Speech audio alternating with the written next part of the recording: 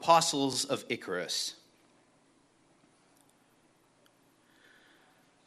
Apostles of Icarus, lost in last copies of documents offered to secret pyres. Sifting for heroes, we pan carbonized remains for golden flakes of ash.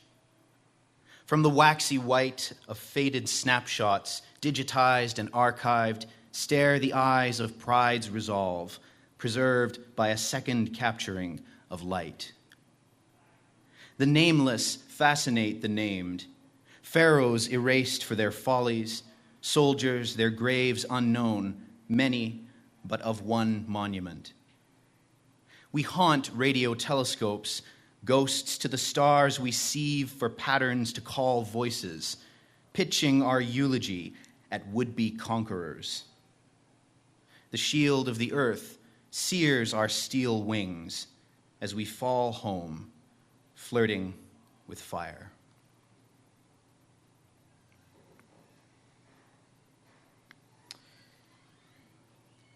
Mars, the bringer of war. Lone rovers thresh these empty continents and seas, sand-blasted basalt basins stained with ancient rust. The blue sun staring through these raving skies laments an atmosphere long banished by a stagnant core. Pyroxene pikes and glaives of hazy glass protrude from shallow valleys of volcanic olivine. Across andesite and hematite expanses, iron oxide gales enrobe ridges of feldspar plagioclases in erosive embraces. Lurid ballets of wind and grit on tainted stages grind valorous ballads to violent halts, silence the odes of jovial halls, crescendos shattered by the tremors of advancing troops, the livid grains whose gales clash on plains of battered silicates. Each horde equipped with relics, weapons coaxed from forges long gone cold, fashioned from molten streams of distilled tectosilicates, tempered and honed under unexplained auroras, crystals twinning when these spectral legions reach collision, rivulets of their souls coagulate in bladed waves that wash across the face of Acheron Fosse.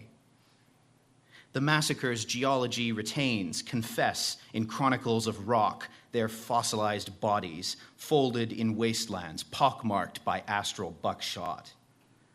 At the summit of Olympus Mons, son of Zeus, you clasp the arms of a throne constructed from limbs of disassembled probes.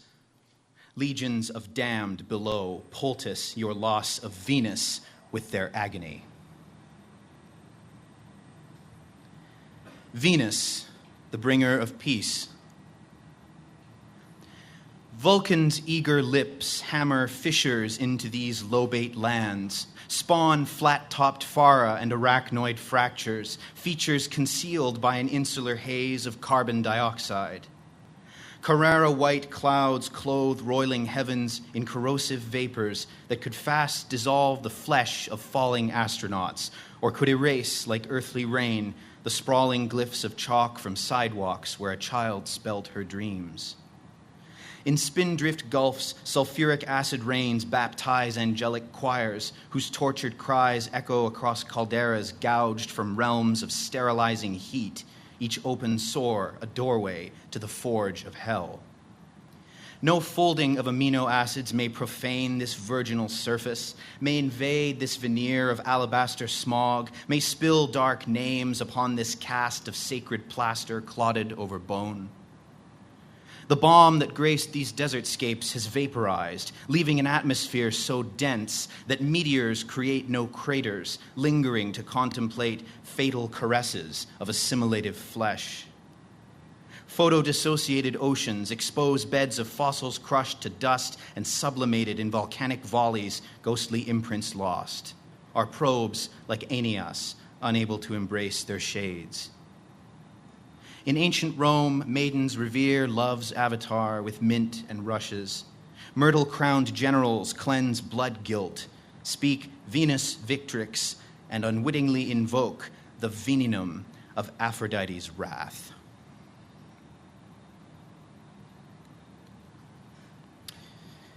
Fragment for the crew of the Space Shuttle Challenger. Years later, on a Brevard County beach, a mother gently shakes her daughter's hand, dislodging a scrap of metal from the child's grip. Wary of potential infections, the mother checks her daughter's palm and, finding no mark, returns the child to the family umbrella. Lying near a styrofoam cooler, the child reflects on the texture of her artifact, its surface smeared with the greasy kiss of incessant heat, hallmark of car parts and barbecues.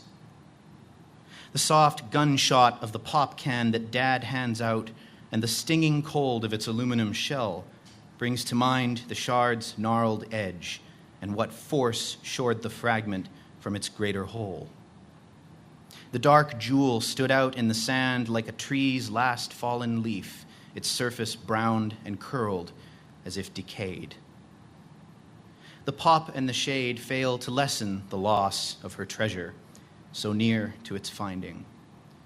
The child pouts, but years later remembers only sand crabs skittering over powdered glass. Thank you very much.